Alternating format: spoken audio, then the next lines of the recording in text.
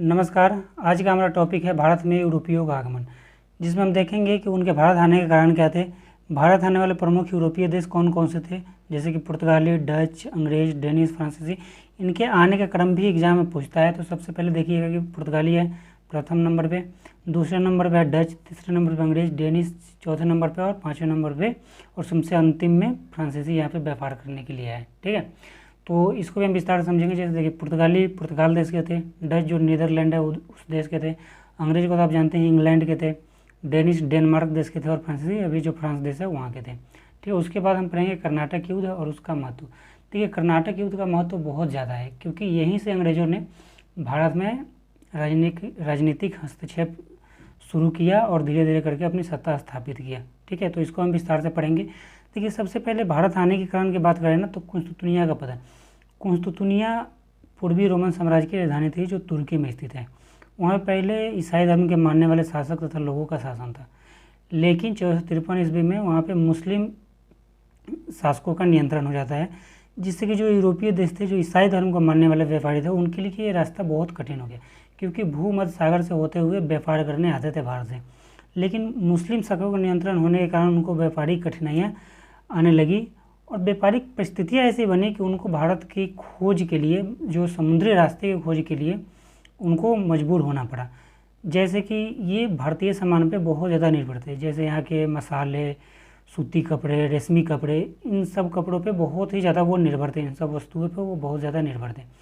तो इसी को ध्यान में रख के वहाँ के जो शासक थे, उन्होंने अपने नाविकों को ये प्रोत्साहन दिया कि भारत के साथ व्यापार किया जाए, क्योंकि वो भारत के वस्तुओं पे बहुत ज़्यादा निर्भर थे। तो क्योंकि उनके प्रति लोगों का गुस्सा ही बढ़ते गया।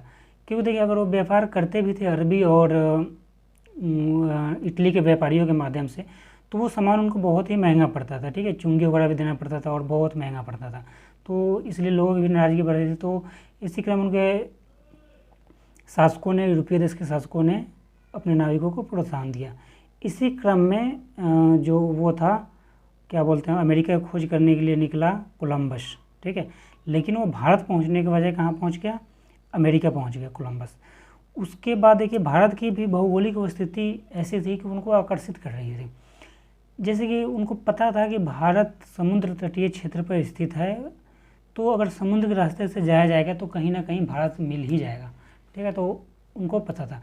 और यहाँ की जो उपजाऊ भूमि थी वो भी इनको आकर्षित कर रही थी, क्योंकि यहाँ पे हर चीज़ की उपज होती थी, हर वस्तुएं प्राप्त किया जा सकता था भारत से। क्योंकि भारत उन पे निर्भर नहीं था, वो भारत के ऊपर निर्भर थे, इसलिए उनकी आवश्यकता थी कि भारत के रास्ते की खोज की जाए। ठीक है, तो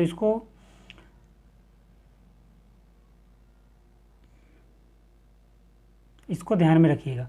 उसके बाद हम पढ़ते हैं पुर्तगाली। ये जो पुर्तगाली है, इनको हम विस्तार से पढ़ते हैं। सबसे पहले पढ़ेंगे इनका प्रसार, कि इन्होंने भारत में कैसे आए और अपने भारत में विस्तार कैसे किया, प्रसार कैसे किया, तो इसके बारे में समझेंगे। देखिए, भारत पहुंचने वाले प्रथम देश यूरोप में थे, पुर्तगाली थे। ठीक है, यूरोप इसलिए कहा जाता है कि ये यूरोप महाद्वीप के सारे देश थे, तो इसलिए यूरोपीय देश इनको कहा जाता है। जैसे एशिया महाद्वीप में बहुत सारे देश हैं, जैसे भारत, पाकिस्तान, बांग्लादेश, श्रीलंका, तमाम देश हैं जो एशिया देश के हैं। अमेरिका महाद्वीप में जाइएगा तो अमेरिका, कनाडा वगैरह बहुत सारे देश आते हैं, तो इसलिए उनको अमेरिकी महाद्वीप कहा गया। तो इसलिए ये यूरोप के थे, यूरोपीय महाद्वीप के थे, तो इसलिए यूरोपीय देश कहा गया। ये अनेक देश थे, ये अलग अलग देश हैं, पुर्तगाली, डच, अंग्रेज, डेनिश, फ्रांसीसी। ठीक है, तो इसमें देखिए, सबसे पहले पुर्तगाली पढ़ेंगे। तो भारत पहुंचने वाले प्रथम यूरोपीय देश कौन से, पुर्तगाली थे। देखिए, वास्को डी गामा 1458 ईस्वी में यूरोप से निकला, पुर्तगाल से निकला अपने देश से, और साउथ अफ्रीका के बंदरगाह पे पहुंचा। साउथ अफ्रीका, जो अभी मैच भी चल रहा है साउथ अफ्रीका से, वहाँ पहुंचा। वहाँ पहुंचने के बाद उसको समझ नहीं आ रहा था कि भारत कैसे जाया जाए। तो एक गुजरात के व्यापारी थे, अब्दुल मजीद नाम था उनका। अब्दुल मजीद के सहयोग से, उनके से जानकारी लेकर के, उनके मदद से ये भारत के कालीकट बंदरगाह पे पहुंचता है। ठीक है, यहाँ पहुंचने के बाद वहाँ के जो स्थानीय राजा थे कालीकट के, जमोरिन जी थे, इन्होंने उसका स्वागत सत्कार किया और इनसे परमिशन लेकर के वो यहाँ से मसाले वसाले खरीद के ले गया और यूरोप में जाके वो 60 गुना मुनाफे पे बेचा।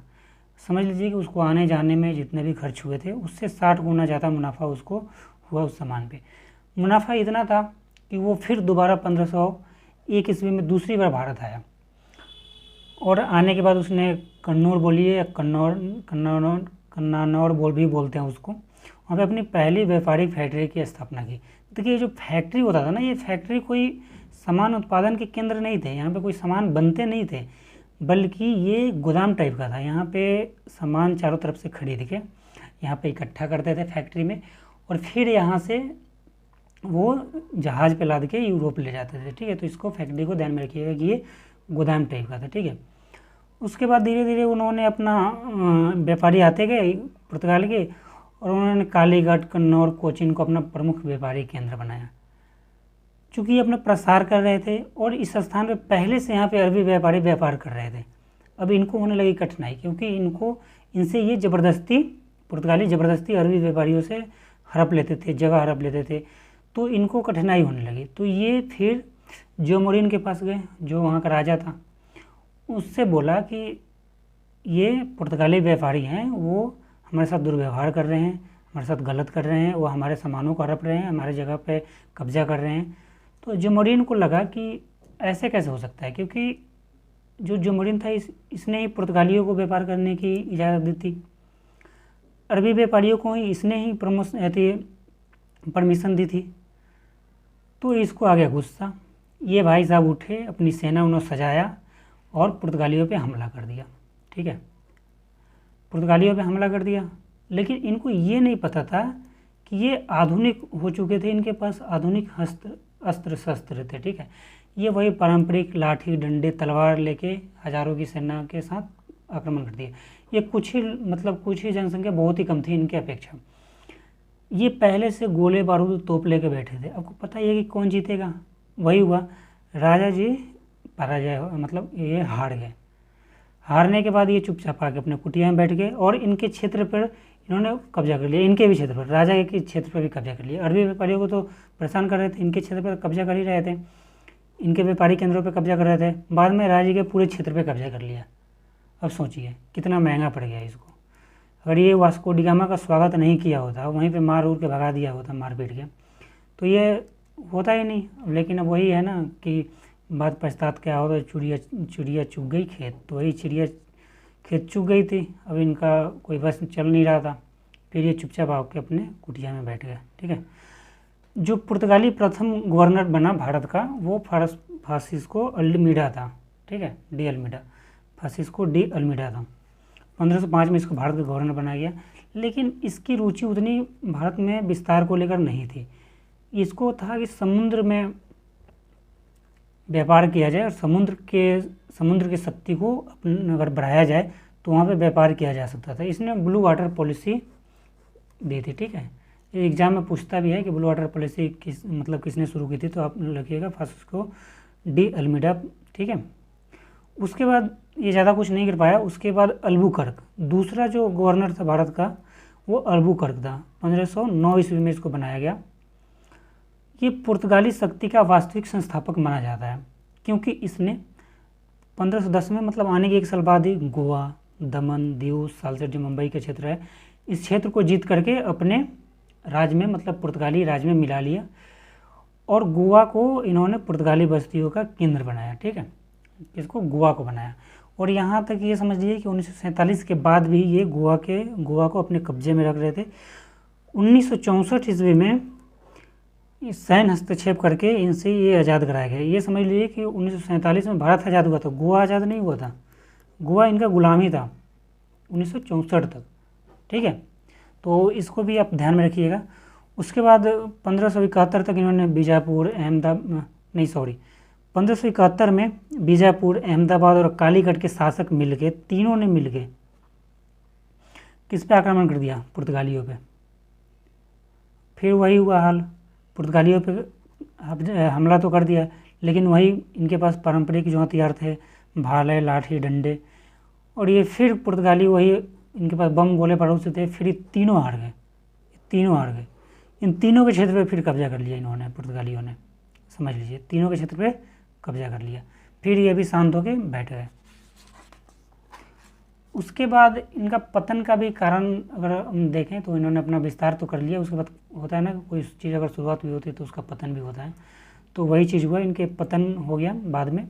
सबसे पहले तो ये बहुत ही छोटा देश था, जिस भारत जैसे बड़े भूभाग को, खर्च को, भार को वहन कर पाना इनके लिए कठिन था, तो ये भी एक कारण माना जाता है इनके पतन का। दूसरा, जो स्थानीय शासक थे इनसे ये क्षेत्र हड़प लेते थे लड़के, ज़बरदस्ती मारपीट के क्षेत्र हड़प लेते थे, चाहे जो स्थानीय व्यापारी थे उनको भी ये लूट लेते थे। तो स्थानीय जो शासक थे ये बहुत नाराज़ थे इनसे। उसके बाद जो कार्टेज पद्धति समुद्री लूटपाट की, ये क्या करते थे कि भारतीय व्यापारी या फिर कोई और व्यापारी, अरबी व्यापारी, अगर इनसे परमिट नहीं लिया, ये परमिट देते थे लाइसेंस टाइप का, तभी ये लाइसेंस अगर आपके पास है तभी व्यापार कर सकते हैं आप समुद्री क्षेत्र में या फिर इनके मतलब एरिया में। अगर लाइसेंस नहीं लिया है तो ये लूटपाट लेते थे। तो समुद्री लूटपाट की नीति से भी बहुत लोग नाराज थे, व्यापारी वर्ग नाराज था और वहाँ के शासक तो नाराज थे ही। ठीक है, उसके बाद इनका कारण माना जाता है कि धर्म का अंधाधुंध प्रचार किया, ईसाई धर्म का, मतलब समझ लीजिए कि ज़बरदस्ती ईसाई बनाते थे ये लोगों को यहाँ पे, जिससे स्थानीय विरोध भी बढ़ा, क्योंकि अब किसी के ऊपर ज़बरदस्ती आप धर्म थोपोगे तो विरोध तो होगा ही, तो स्थानीय विरोध भी इनके लिए ये था। और सबसे जो आखिरी कारण था वो समझ लीजिए कि अंग्रेज और डच का आगमन, क्योंकि इनके आगमन से क्या हुआ कि इनके तीनों के बीच संघर्ष हुआ, अपने क्षेत्र विस्तार को लेकर के, अपने आप को स्थापित करने के बीच में इनके बीच संघर्ष हुआ। ठीक है, अपनी वर्चस्व स्थापित करने के बीच में इनसे युद्ध हुआ, जिसमें ये पुर्तगाली, अंग्रेज और डच से हार गए। देखिए, इनके कुछ प्रमुख कार्य भी थे भारत में, जैसे इन्होंने तंबाकू की खेती की शुरुआत की पहली बार, प्रिंटिंग प्रेस की स्थापना की भारत में पहली बार। तो ये सब एग्जाम में बहुत पूछता है कि तंबाकू की खेती किसने शुरू की, तो पुर्तगाल। प्रिंटिंग प्रेस की भारत में सबसे पहले किसने स्थापना की, तो ये भी पुर्तगाली थे। उसके बाद यूरोपीय चित्रकला, स्थापत्यकला का भी भारत में विकास किया। और ईसाई धर्म का प्रचारक ये नहीं माना जाता, क्योंकि इससे पहले ईसाई धर्म भारत में नहीं था, पुर्तगालियों ने ही इसका भारत में शुरुआत की। तो अब पुर्तगाली तो समझ गए होंगे कि इनका विस्तार कैसे हुआ, पतन के कारण क्या थे, प्रमुख कार्य क्या थे। उसके बाद हम दूसरे नंबर पे कौन से है, डच, जो हॉलैंड और नीदरलैंड के निवासी थे, तो इनको बारे में भी हम पढ़ेंगे। देखिए, 1558 ईस्वी में ये भारत पहुँचे। 1602 में यूनाइटेड ईस्ट इंडिया कंपनी की स्थापना हुई, जो डच कंपनी की थी, स्थापना हुई। ये 1602 में इंडोनेशिया, ये पुर्तगाली यहाँ पे पहले कब्जा कर रखा था, तो पुर्तगालियों से इन्हें इंडोनेशिया और इन्हें को छीन लिया। ठीक है, ये जीत गए किससे, पुर्तगालियों से, ये अपने कब्जे में ले लिया। उसके बाद भारत में 1905 में आंध्र प्रदेश के मछलीपट्टनम में पहली फैक्ट्री का स्थापना की। फैक्ट्री समझ लीजिए गोदाम, ये कोई उत्पादन केंद्र नहीं था फैक्ट्री, जैसे आज की फैक्ट्री होती है बोतल की फैक्ट्री जहाँ बोतल बनता है, तो ऐसा नहीं था, ये गोदाम टाइप का था। मैंने बताया कि आपको कि ये सामान खरीद के रखते थे और फिर इससे व्यापार करते थे, यहाँ से ले जाते थे। ठीक है, तो उसके बाद धीरे धीरे आते आते इन्होंने 1610 में पुलिकिट, सूरत, 1616 में चित्रसूरा, 1653 में कासिम बाजार, बारानगर, पटना, अंग्रेज। उसके बाद बारानगर, मतलब यहाँ तक अपना विस्तार किया। उसके बाद अंग्रेजों से संघर्ष में पराजित हो गए, इनको भी अंग्रेजों ने पराजित कर दिया। ठीक है, क्योंकि अपने वर्चस्व के लिए लड़ाई दोनों लड़ रहे थे, अपने क्षेत्र विस्तार के लिए, और दोनों के बीच युद्ध हुआ, जिसमें डच भैया पराजित हो गए। ठीक है, उसके बाद अंग्रेजों, ये चुट्टा सबसे खतरनाक ये सब था। ठीक है, जो इंग्लैंड के निवासी थे, जिसे ब्रिटिश, ग्रेट ब्रिटेन वगैरह भी हम बोलते हैं, एक ही नाम है, यहाँ के अंग्रेज थे। ठीक है, देखिए, भारत 31 दिसंबर 1600 ईस्वी में ईस्ट इंडिया कंपनी की स्थापना हुई। जो अंग्रेजी ईस्ट इंडिया कंपनी थी, 31 दिसंबर 1600 में, यह वहाँ के कुछ व्यापारी समूह ने स्थापना की और वहाँ के शासक से परमिशन लेकर के भारत में व्यापार करना, जो ईस्ट इंडिया में व्यापार करना, जो यूरोप से ईस्ट के क्षेत्र था। ठीक है, क्योंकि यूरोप से आप देखिएगा तो भारत उनके ईस्ट में पड़ता है, मतलब पूर्वी में पड़ता है, तो इससे ईस्ट इसका नाम रखा गया। उसके बाद इन्होंने 1601 ईस्वी में इंडोनेशिया पहुँचे, जहाँ पे इन्होंने डच से उस क्षेत्र को छीन लिया। डचों ने पुर्तगालियों से छीना था, पुर्तगालियों से इनने छीन लिया। ठीक है, भारत में प्रथम कोठिया व्यापारिक कोठिया हॉकिंस के द्वारा स्थापित किया गया। उसके बाद 2013 में फिर सूरत में कारखाना स्थापित की हुई फैक्ट्री। फिर 1623 आते आते इन्होंने सूरत, बचौर, अहमदाबाद, आगरा और मछलीपट्टनम में अपने व्यापारिक केंद्र बनाए। ठीक है, और फिर इन्होंने जो जहांगीर था मुग़ल शासक, उससे व्यापार में छूट पा के उन्होंने अपना व्यापार शुरू किया। इनके बारे में हम विस्तार से तो पढ़ते ही हैं, क्योंकि यही तो मेन है। इन्होंने ही 200 सालों तक अगर भारत पे शासन किया तो उनको हम विस्तार से पढ़ते हैं। उसके बाद फ्रांसीसी जी के भी थोड़ा बहुत देख लेते हैं। देखिए, भारत आने वाले अंतिम यूरोपीय देश थे ये, सबसे अंतिम में आए। ठीक है, फ्रांसीसी ईस्ट इंडिया कंपनी की स्थापना 1664 ईस्वी में लुई 14 जो फ्रांस का शासक था, उसका वित्त मंत्री कोलबर्ट, इसको भी ध्यान रखिएगा, कोलबर्ट उसके वित्त मंत्री था, उसने फ्रांसीसी ईस्ट इंडिया कंपनी की स्थापना की। तो अगर चूँकि ये सरकार के मंत्री बनाया था तो ये एक सरकारी कंपनी भी थी, और अंग्रेज प्राइवेट कंपनी थी, क्योंकि वहाँ के जो व्यापारी थे उसने कंपनी को स्थापना की थी। ठीक है, और इसके सरकार के मंत्री अगर कर रहे तो ये सरकारी कंपनी थी फ्रांसीसी। यही कारण था इनके हारने का, आगे हम पढ़ेंगे। देखिए, 1668 ईस्वी में पहली व्यापारिक केंद्र की स्थापना पांडिचेरी में की, इसको ही अपना प्रशासनिक केंद्र भी बनाया। ठीक है, और हम धीरे धीरे आगे चल के मछलीपट्टनम और बंगाल में इन्होंने अपने व्यापारिक केंद्र की स्थापना की। लेकिन ये भी अंग्रेज़ों से संघर्ष में पराजित हुए। जो इनके बीच युद्ध हुआ था उसको हम कर्नाटक युद्ध के नाम से जानते हैं। कर्नाटक युद्ध हम पढ़ेंगे विस्तार से अगले वीडियो में। जब तक के लिए धन्यवाद, नमस्कार।